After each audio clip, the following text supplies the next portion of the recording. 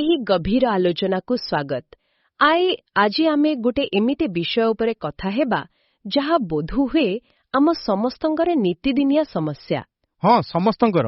ମାନେ ଆମେ କୌଣସି ଜରୁରୀ କାମ କରୁଛେ ବା ପଢ଼ିବାକୁ ବସିଛେ, ଆଉ ହଠାତ୍ ଫୋନରେ ଗୋଟେ ଟିଙ୍ଗ କିନା ଶବ୍ଦ ହେଲା, ଗୋଟେ ନୋଟିଫିକେସନ ଆସିଲା, ଆଉ ଧ୍ୟାନ ସେଇଠି ଭାଙ୍ଗିଗଲା। ବିଲକୁଲ। ଆମେ ଭାବୁ ବସ୍ ଖାଲି ଗୋଟେ ସେକେଣ୍ଡ ଦେଖିଦେବି କିଏ ମେସେଜ କଲା, ଆଉ ତାପରେ କେମିତି ଅଧଘଣ୍ଟା ବିତିଯାଏ କେହି ଜାଣିପାରନ୍ତି ନାହିଁ। ଏକଦମ ସତ କଥା। ସମୟ କୁଆଡ଼େ ଉଡ଼ିଯାଏ ଜଣାପଡ଼େନି। ସେଇଆ ତ। ଆଜିର ଏଇ ଦ୍ରୁତ ପରିବର୍ତ୍ତନଶୀଳ ଦୁନିଆରେ ଯେଉଁଠି ଚାରିପାଖରେ ଏତେ ସବୁ ଇନଫର୍ମେସନ ବା ସୂଚନାର ସ୍ରୋତ ବୋହିଯାଉଛି, ସେଠି ଆମ ମନକୁ ଏଣେତେଣେ ଟାଣିବା ଭଳି ହଜାରେ ଜିନିଷ ଅଛି। ହଁ, ଏହି ବିରାଟ କୋଳାହଳ ଭିତରେ ନିଜର ଏକାଗ୍ରତା ବା ଫୋକସକୁ ବଜାୟ ରଖିବାଟା କେମିତି ଗୋଟେ ବିରଳ ମହାଶକ୍ତି ବା ସୁପର ପାୱାରରେ ପରିଣତ ହୋଇଛି, ସେ ବିଷୟରେ ଆଜି ଆମେ ପୁରା ଖୋଳତାଡ଼ କରିବା। ଆଉ ଏଥିପାଇଁ ଆମ ପାଖରେ ଆଜି କିଛି ଚମତ୍କାର ଉତ୍ସାହ ରହିଛି। ହଁ, ପ୍ରଥମଟି ହେଉଛି ଓମ୍ ଫାଉଣ୍ଡେସନ ଏବଂ ପୁରୀର ଶ୍ରୀ ଦକ୍ଷିଣାମୂର୍ତ୍ତି ମଠ ପକ୍ଷରୁ ପ୍ରସ୍ତୁତ ବାଳବୋଧ କାର୍ଯ୍ୟକ୍ରମର ଚତୁର୍ଥ ପୁସ୍ତିକା, ଯାହାର ନାମ ହେଉଛି ଦିଗବାରିଣୀ। ଏହାକୁ ସ୍ୱାମୀ ପ୍ରଣବାନନ୍ଦ ଉପସ୍ଥାପିତ କରିଛନ୍ତି। ଏବଂ ଦ୍ୱିତୀୟ ଉତ୍ସଟି ହେଉଛି ଦ ଲେଜର ମାଇଣ୍ଡ ବହିର ଦ୍ୱିତୀୟ ଅଧ୍ୟାୟ, ଯାହା ସମ୍ପୂର୍ଣ୍ଣ ଭାବେ ଏକାଗ୍ରତା ଉପରେ ଆଧାରିତ। ଏହି ଦୁଇଟି ଉତ୍ସକୁ ଏକାଠି ଆଲୋଚନା କରିବାର ଉଦ୍ଦେଶ୍ୟ ହେଉଛି, ଆମର ମିଶନ ହେଉଛି କେମିତି ପ୍ରାଚୀନ ଭାରତୀୟ ସଂସ୍କୃତିର ଜ୍ଞାନ ଏବଂ ଆଧୁନିକ ମନୋବିଜ୍ଞାନର ସମନ୍ୱୟ ମାଧ୍ୟମରେ ଆମେ ଏହି ବିକ୍ଷିପ୍ତ ମନକୁ ଗୋଟେ ଶାଣିତ ଲେଜର ରଶ୍ମିରେ ପରିଣତ କରିପାରିବା। ସତ କହିବାକୁ ଗଲେ ଏହି ଦୁଇଟି ଦିଗକୁ ଏକାଠି ରଖି ଦେଖିବାର ମଜା ହିଁ ଅଲଗା। ଆସନ୍ତୁ ତେବେ ଏହାକୁ ଟିକେ ଖୋଲି କରି ଦେଖିବା। ନିଶ୍ଚୟ। କାରଣ ଆମେ ସମସ୍ତେ ଜାଣୁ ଯେ କୌଣସି ବି ଲକ୍ଷ୍ୟ ହାସଲ କରିବାକୁ ହେଲେ ଆମର ସବୁଠାରୁ ବଡ଼ ଅସ୍ତ୍ର ହେଉଛି ଆମ ନିଜ ମନ। ହେଲା, ଦି ଲେଜର ମାଇଣ୍ଡ ବହିରେ ମୁଁ ଗୋଟେ ଉଦାହରଣ ପଢ଼ୁଥିଲି ଯାହା ମୋତେ ପୁରା ଆଶ୍ଚର୍ଯ୍ୟ କରିଦେଲା। କେଉଁ ଉଦାହରଣଟା? ସେଇ 60 ୱାଟ୍ ବଲ୍ବ ଆଉ ଲେଜର ରଶ୍ମିର ତୁଳନା। ହଁ, ସେଇଟା ବହୁତ ଶକ୍ତିଶାଳୀ ତୁଳନାଟିଏ। ଆପଣ ଟିକେ ଭାବନ୍ତୁ, ଯଦି ଆମେ ଗୋଟେ ବନ୍ଦ କୋଠରୀରେ ଗୋଟେ 60 ୱାଟ୍ର ବଲ୍ବ ଜଳାଇବା, ତେବେ କ'ଣ ହେବ? ତାର ଆଲୋକ ପୁରା ରୁମ୍ରେ ଖେଳି ହୋଇଯିବ, କାନ୍ଥ, ଛାତ, ଚଟାଣ ସବୁଆଡ଼େ। କିନ୍ତୁ ସେ ଆଲୋକରେ କିଛି ଖାସ୍ ଶକ୍ତି ନଥାଏ। ବିଲକୁଲ ନାହିଁ। ଆମେ ଯଦି ସେ ବଲ୍ବ ପାଖରେ ନିଜ ହାତ ରଖିବା, ଖୁବ୍ ଜୋର ହେଲେ ଟିକେ ଉଷୁମ ଲାଗିବ, କିନ୍ତୁ ସେହି ଆଲୋକରେ କୌଣସି ଜିନିଷକୁ କାଟିବାର କିମ୍ବା ଭେଦ କରିବାର ଶକ୍ତି ନଥାଏ। ଆଉ ସବୁଠାରୁ ରୋଚକ କଥାଟି ଏଇଠି ହିଁ ଅଛି। ବିଜ୍ଞାନ କହୁଛି, ଯଦି ଆମେ ସେହି 60 ୱାଟ୍ ବଲ୍ବର ସମସ୍ତ ଆଲୋକ ଶକ୍ତିକୁ ଏକାଠି କରିଦେବା ଗୋଟିଏ ଜାଗାରେ, ହଁ, ତାକୁ ଚାରିଆଡ଼କୁ ନ ବିଛୋଇ କେବଳ ଗୋଟେ ସରୁ ସୂତା କିମ୍ବା କେଶଠାରୁ ବି ପତଳା ଏକ ରଶ୍ମିରେ ବାନ୍ଧିଦେବା, ତେବେ ସେଇଟା ଗୋଟେ ଶକ୍ତିଶାଳୀ ଲେଜର ରଶ୍ମି ପାଲଟିଯିବ। ଆଉ ଲେଜର ତ ଇସ୍ପାତକୁ ବି କାଟିଦିଏ। ଏକଦମ। ଏତେ କଠିନ ଇସ୍ପାତକୁ ବି ସେ ଅତି ସହଜରେ କାଟିଦେବ। ଏଠି ବୁଝିବାର କଥା ହେଉଛି, ଉଭୟ ବଲ୍ବ ଏବଂ ଲେଜର ପାଖରେ ସେହି ସମାନ 60 ୱାଟ୍ର ଶକ୍ତି ହିଁ ଅଛି। ବାହାରୁ ଆଉ କୌଣସି ଅତିରିକ୍ତ ଶକ୍ତି ଅଣାଯାଇ ନାହିଁ। ଖାଲି ସେ ଶକ୍ତିର ବ୍ୟବହାର କେମିତି ହେଉଛି ସେଇଟା ହିଁ ଫରକ। ସେଇଆ ତ। ଏକାଗ୍ରତା ବା ଫୋକସ୍ ହିଁ ସେ ଦୁର୍ବଳ ଆଲୋକକୁ ମହାଶକ୍ତିଶାଳୀ ଅସ୍ତ୍ରରେ ପରିଣତ କରୁଛି। ଯଦି ଆମ ମନ ବିଭାଜିତ ହୋଇଥାଏ, ତେବେ ତାହା ବଲ୍ବ ପରି ଦୁର୍ବଳ। ଯେମିତି ମୁଁ ଅଫିସ କାମ କରୁଥିବି, ମଝିରେ ଫୋନ୍ ଦେଖୁଥିବି, ଆଉ ରାତିରେ କ'ଣ ଖାଇବା ହେବ ସେ କଥା ଭାବୁଥିବି। ହଁ, ସେତେବେଳେ ମାନସିକ ଶକ୍ତି ଚାରିଆଡ଼େ ବିଛୋଇ ହୋଇଯାଏ। କିନ୍ତୁ ଗୋଟିଏ କାମରେ ସମ୍ପୂର୍ଣ୍ଣ ଧ୍ୟାନ ଦେଲେ ତାହା ଲେଜର ପରି କାମ କରେ, ଅସମ୍ଭବକୁ ସମ୍ଭବ କରିଦିଏ। ଆମ ମସ୍ତିଷ୍କ ଭିତରେ ବି ଗୋଟେ ସୁପର ପାୱାର ଲୁଚି ରହିଛି ବୋଲି କହିଲେ ଭୁଲ ହେବନି। ଆଉ ଏଠାରେ ସବୁଠାରୁ ଆକର୍ଷଣୀୟ କଥାଟି ହେଉଛି ଆମର ପ୍ରଥମ ଉତ୍ସ, ବାଳବୋଧ କାର୍ଯ୍ୟକ୍ରମର ମୂଳ ଲକ୍ଷ୍ୟ। ସ୍ୱାମୀ ପ୍ରଣବାନନ୍ଦ ଯାହା ଆରମ୍ଭ କରିଛନ୍ତି। ହଁ, ଦେଖନ୍ତୁ, ଏହି କାର୍ଯ୍ୟକ୍ରମଟି ବିଶେଷ କରି 7 ରୁ 14 ବର୍ଷର ପିଲାମାନଙ୍କୁ ଆଖି ଆଗରେ ରଖି ତିଆରି ହୋଇଛି। କିନ୍ତୁ ଏହାର ଦର୍ଶନ ସମସ୍ତଙ୍କ ପାଇଁ ପ୍ରଯୁଜ୍ୟ। ତାଙ୍କର ଏକ ସୁନ୍ଦର ବାର୍ତ୍ତା ଅଛି, ଆତ୍ମନ ମୋକ୍ଷାର୍ଥଂ ଜଗଦ୍ଧିତାୟ ଚ। ଏହାର ଅର୍ଥ କ'ଣ? ଏହାର ଅର୍ଥ ହେଉଛି ନିଜର ମୋକ୍ଷ ବା ଆତ୍ମଶକ୍ତିର ବିକାଶ ସହିତ ଜଗତର କଲ୍ୟାଣ କରିବା। ଶିକ୍ଷାର ପ୍ରକୃତ ଉଦ୍ଦେଶ୍ୟ କେବଳ ପରୀକ୍ଷାରେ କିଛି ନମ୍ବର ରଖିଦେବା ନୁହେଁ। ନା, ଆଦୌ ନୁହେଁ। ଶିକ୍ଷାର ଉଦ୍ଦେଶ୍ୟ ହେଉଛି ଏକ ଶୃଙ୍ଖଳିତ ଏବଂ ଲକ୍ଷ୍ୟବଦ୍ଧ ଚରିତ୍ର ଗଠନ କରିବା। ଆଉ ଏହି ଯେଉଁ ଦିଗବାରିଣୀ ପୁସ୍ତିକା ଅଛି, ସେଥିରେ ଭଗବଦ୍ ଗୀତାର ଏକ ବହୁତ ଗୂଢ଼ ରହସ୍ୟକୁ ପିଲାଙ୍କ ପାଇଁ ଅତି ସରଳ କରି ବୁଝାଯାଇଛି। ତାହା ହେଉଛି ବ୍ୟବସାୟାତ୍ମିକା ବୁଦ୍ଧି। ବ୍ୟବସାୟାତ୍ମିକା ବୁଦ୍ଧି, ଏହା ଶୁଣିବାକୁ ଟିକେ ଭାରି ଶବ୍ଦ ଲାଗୁଛି। ଏହାର ସରଳ ଅର୍ଥ ହେଉଛି ଗୋଟିଏ ଲକ୍ଷ୍ୟରେ ସ୍ଥିର ଥିବା ମନ। ଗୀତାର 2ୟ ଅଧ୍ୟାୟରେ ଏହା କୁହାଯାଇଛି। ଏଠି ଦିଗବାରିଣୀ ବହିରେ ଗୋଟେ ବହୁ ସୁନ୍ଦର ଚିତ୍ରଣ ଅଛି। 2ଟି ଗଛର ଉଦାହରଣ ଦିଆଯାଇଛି। ହଁ ହଁ, ମୋର ମନେ ଅଛି। ଗୋଟେ ଥିଲା ବହୁ ଶାଖା ଥିବା ଗଛ, ଆଉ ଗୋଟେ ଥିଲା ସିଧା ବଢୁଥିବା ବାଉଁଶ ଗଛ। ମୋତେ ସେହି ବହୁ ଶାଖା ଗଛର ଉଦାହରଣଟା ବହୁତ ବାସ୍ତବ ଲାଗିଲା। ଆଜିକାଲି ତ ପ୍ରାୟ ସମସ୍ତଙ୍କର ମନ ସେମିତି ହୋଇଯାଇଛି। କିପରି, ଟିକେ ବୁଝାଇବେ? ମାନେ ଆମେ ଏକା ସାଙ୍ଗରେ ସବୁ କିଛି ହେବାକୁ ଚାହୁଁଛେ। ଜଣେ ଷ୍ଟୁଡେଣ୍ଟ ଭାବୁଛି ସେ ଗୋଟେ ରକ୍ ଷ୍ଟାର ହେବ, କାଲି ସକାଳେ ଉଠିକି ଭାବୁଛି ସେ ୟୁଟ୍ୟୁବର ହେବ, ମହାକାଶଚାରୀ ହେବ, ଆଉ ରାତିକୁ ଭାବୁଛି ଗେମର ହେବ। ଠିକ୍, ତା ମନ ହଜାରେ ଡାଳପତ୍ର ଭଳି ଏଣେତେଣେ ଖେଳୋଇ ହୋଇଯାଉଛି। ଫଳରେ ସେ କୌଣସି ବି ଗୋଟିଏ ଦିଗରେ ନିଜର ପୂରା ଶକ୍ତି ଲଗାଇ ପାରୁନି। କିନ୍ତୁ ଅନ୍ୟପଟେ ବାଉଁଶ ଗଛକୁ ଦେଖନ୍ତୁ। ତାହାର ଡାଳପତ୍ର ବେଶୀ ନଥାଏ। ତାହା କେବଳ ଗୋଟିଏ ଦିଗରେ ସିଧା ଉପରକୁ ଆକାଶ ଆଡ଼କୁ ବଢ଼ିଥାଏ। ସେହି ବାଉଁଶ ଗଛ ହିଁ ହେଉଛି ଏକାଗ୍ର ମନ ବା ବ୍ୟବସାୟାତ୍ମିକା ବୁଦ୍ଧିର ପ୍ରତୀକ। ସତରେ ବହୁତ ସୁନ୍ଦର ତୁଳନାଟିଏ। ଆଉ ଏଇଠି ଉପନିଷଦର ନଚିକେତା କାହାଣୀ ମାଧ୍ୟମରେ ଆଉ ଗୋଟେ ଜିନିଷ ବୁଝାଯାଇଛି। ତାହା ହେଉଛି ପ୍ରେୟ ଆଉ ଶ୍ରେୟ ଭିତରେ ଥିବା ପାର୍ଥକ୍ୟ। ପ୍ରେୟ ଏବଂ ଶ୍ରେୟ, ଏହାକୁ ଆମ ଦୈନନ୍ଦିନ ଜୀବନ ସହ କେମିତି ଯୋଡ଼ିବା? ଦେଖନ୍ତୁ, ପ୍ରେୟ ହେଉଛି ସେହି ସବୁ ଜିନିଷ ଯାହା ଆମକୁ ତୁରନ୍ତ ଖୁସି ଦିଏ, କିନ୍ତୁ ତାହା କ୍ଷଣସ୍ଥାୟୀ। ଯେମିତି ଫୋନରେ ନୂଆ ନୂଆ ରିଲ୍ସ ଦେଖିବା କିମ୍ବା ସୋସିଆଲ ମିଡିଆ ଘାଣ୍ଟିବା। ଏହା ଆମ ମସ୍ତିଷ୍କରେ ଗୋଟେ ରସାୟନ ତିଆରି କରେ, ଯାହାକୁ ଡୋପାମିନ୍ କୁହାଯାଏ। ଆଚ୍ଛା, ଡୋପାମିନ୍। ହଁ, ଏହା ଗୋଟେ ପ୍ରକାରର ଇନଷ୍ଟାଣ୍ଟ ରିୱାର୍ଡ ବା ତୁରନ୍ତ ପୁରସ୍କାର ଭଳି କାମ କରେ। ଆମକୁ ବହୁତ ଭଲ ଲାଗେ, କିନ୍ତୁ ଏହା ଆମର କୌଣସି ପ୍ରକୃତ ଲକ୍ଷ୍ୟ ପୂରଣ କରେ ନାହିଁ। ଅନ୍ୟ ପକ୍ଷରେ ଶ୍ରେୟ ହେଉଛି ଆମର ସ୍ଥାୟୀ କଲ୍ୟାଣ। ଏହା ଆରମ୍ଭରୁ କଷ୍ଟକର ଲାଗିପାରେ, କିନ୍ତୁ ଭବିଷ୍ୟତ ପାଇଁ ଏହା ହିଁ ସଠିକ୍। ମାନେ ଆମକୁ ସେ ଅସ୍ଥାୟୀ ସୁଖ ବା ପ୍ରେୟକୁ ଛାଡ଼ି ଶ୍ରେୟକୁ ବାଛିବାର ସାହସ ରଖିବାକୁ ପଡ଼ିବ। ବିଲକୁଲ, ଆଉ ସେଥିପାଇଁ ହିଁ ଏକାଗ୍ରତା ଦରକାର। ଏଠାରେ କଥାଟି ବହୁତ ରୋଚକ ହୋଇଯାଏ, କାରଣ ଏହା ଶୁଣି ମୋର ପିଲାଦିନର ଗୋଟେ ଖେଳ କଥା ମନେ ପଡ଼ିଯାଉଛି। ଆପଣଙ୍କର ବି ବୋଧେ ମନେ ଥିବ, ଆମେ ଖରାଦିନେ ଆତସି କାଚ ବା ସେଇ ଯୋଉ ମ୍ୟାଗ୍ନିଫାଇଂ ଗ୍ଲାସ୍ ନେଇକି ଖେଳୁଥିଲେ। ହଁ ହଁ, କାଗଜ ପୋଡ଼ିବା ଖେଳ। ସେଇଆ, ଗୋଟେ ଶୁଖିଲା ପତ୍ର କିମ୍ବା କାଗଜ ଉପରେ ଆତସି କାଚ ରଖାଯାଏ।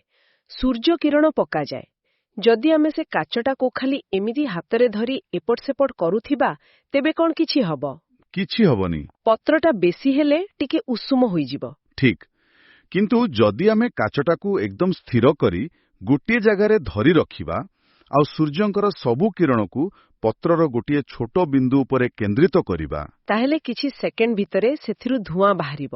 ଆଉ ନିଆଁ ଲାଗିଯିବ। ଏଠି ଆତସି କାଚ ତ ନିଜେ କିଛି ନିଆଁ ତିଆରି କରୁନି, ସେ କେବଳ ଏଣେତେଣେ ପଡୁଥିବା କିରଣକୁ ଗୋଟିଏ ଜାଗାରେ ଏକାଠି କରୁଛି। ବହୁତ ଚମତ୍କାର ଉଦାହରଣ ଆପଣ ଦେଲେ। ଆମ ମସ୍ତିଷ୍କ ମଧ୍ୟ ଠିକ୍ ସେହି ଆତସି କାଚ ଭଳି କାମ କରେ। ଏଠି ସୂର୍ଯ୍ୟକିରଣ ହେଉଛି ଆମର ଧ୍ୟାନ ବା ଆଟେନସନ୍। ଯଦି ଆମେ ମନକୁ ସବୁବେଳେ ହଲାଉଥିବା, ଏକା ସାଙ୍ଗରେ 10ଟା କାମ କରୁଥିବା, ତେବେ ସଫଳତାର ନିଆଁ କେବେ ବି ଜଳିବ ନାହିଁ। ମାନେ ମଲ୍ଟିଟାସ୍କିଂ କଲେ କିଛି ଲାଭ ନାହିଁ? ଦେଖନ୍ତୁ, ଏହିଠି ଆଧୁନିକ ମନୋବିଜ୍ଞାନ ଗୋଟେ ବହୁତ ବଡ଼ ସତ୍ୟ ପଦାକୁ ଆଣିଛି।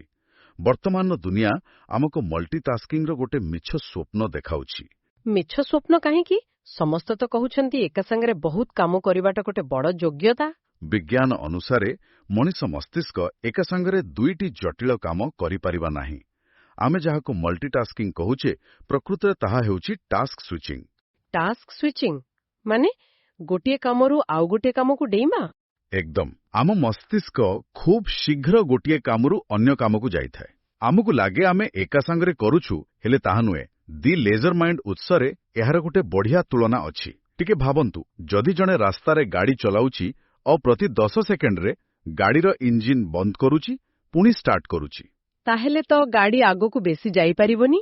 ଖାଲି ତେଲ ସରିବ ଆଉ ଇଞ୍ଜିନ ଖରାପ ହେବ।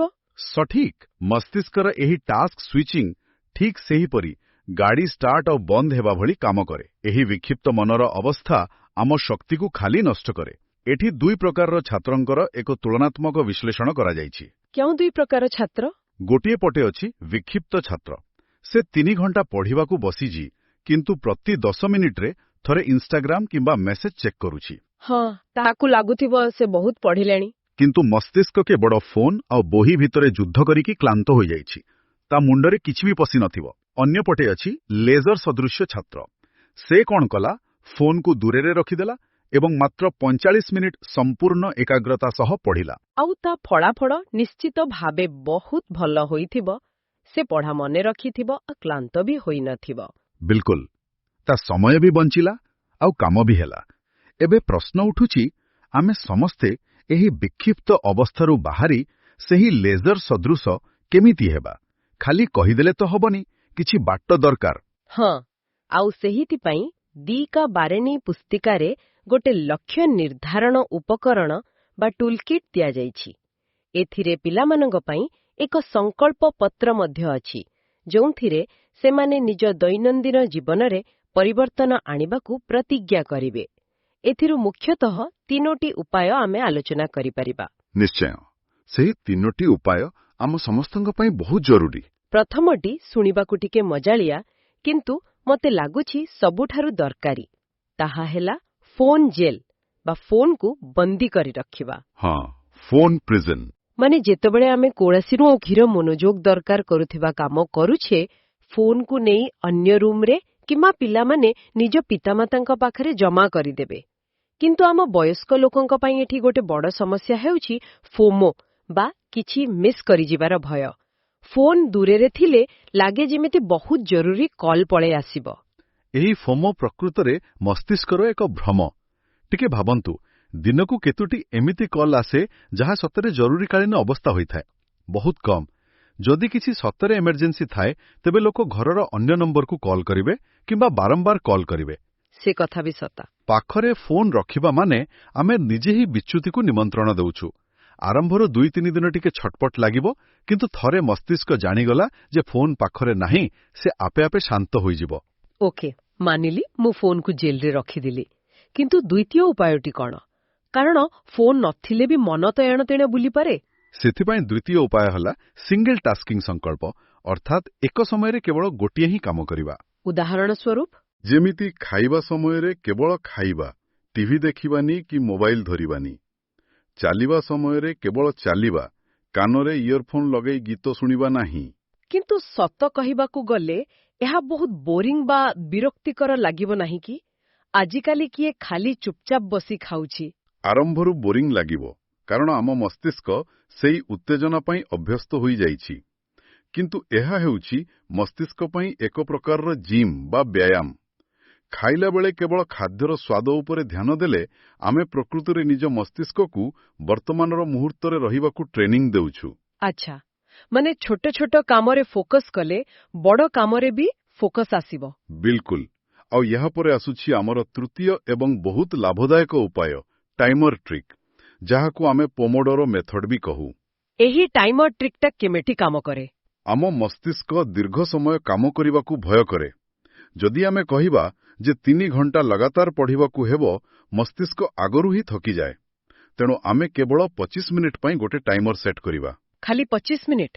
ହଁ, ଆଉ ସେହି 25 ମିନିଟ୍ ପୁରା ମହାଭାରତର ଅର୍ଜୁନଙ୍କ ପରି କେବଳ ଲକ୍ଷ୍ୟ ଉପରେ ଧ୍ୟାନ ଦେବା। ଆଖପାଖରେ କଣ ହେଉଛି କିଛି ଶୁଣିବାନି କି ଦେଖିବାନି। 25 ମିନିଟ୍ ପରେ ଟାଇମର ବାଜିଲେ କାମ ବନ୍ଦ କରି 5 ମିନିଟ୍ର ବିରତି ନେବା। ତାହେଲେ ସେହି ବିରତି ସମୟରେ ଆମେ ମୋବାଇଲ ଦେଖିପାରିବା? ଆଦୌ ନୁହେଁ। ସେହି ବିରତିରେ ଚାଲିବା, ପାଣି ପିଇବା ବା ଆଖି ବନ୍ଦ କରି ବସିବା। ଯଦି ଆମେ ଏମିତି 25 ମିନିଟ୍ର 3-4ଟି ସେସନ୍ କରିଦେବା, ତେବେ ଦେଖିବେ କେତେ କମ୍ ସମୟରେ କେତେ ଅଧିକ କାମ ହୋଇଯିବ। ବାଃ, ଏହା ତ ଗୋଟେ ବହୁତ ପ୍ରାୟୋଗିକ ବାଟ। ତେବେ ଏସବୁର ପ୍ରକୃତ ଅର୍ଥ କ'ଣ? ଆମେ ଯାହା ସବୁ ଆଲୋଚନା କଲେ, ସେଥିରୁ ଗୋଟିଏ କଥା ସ୍ପଷ୍ଟ, ଏକାଗ୍ରତା ହିଁ ସଫଳତାର ପ୍ରକୃତ ମୂଳଧନ। ଏକଦମ ଠିକ୍ କଥା। ଆମେ ଯେତେ ବୁଦ୍ଧିମାନ ହେଲେ ମଧ୍ୟ ବାହ୍ୟ କୋଳାହଳକୁ ବନ୍ଦ କରି ନିଜ ଲକ୍ଷ୍ୟରେ ସ୍ଥିର ରହିପାରିବାର କ୍ଷମତା ଆଜିର ସମୟରେ ଏକ ମହାଶକ୍ତି।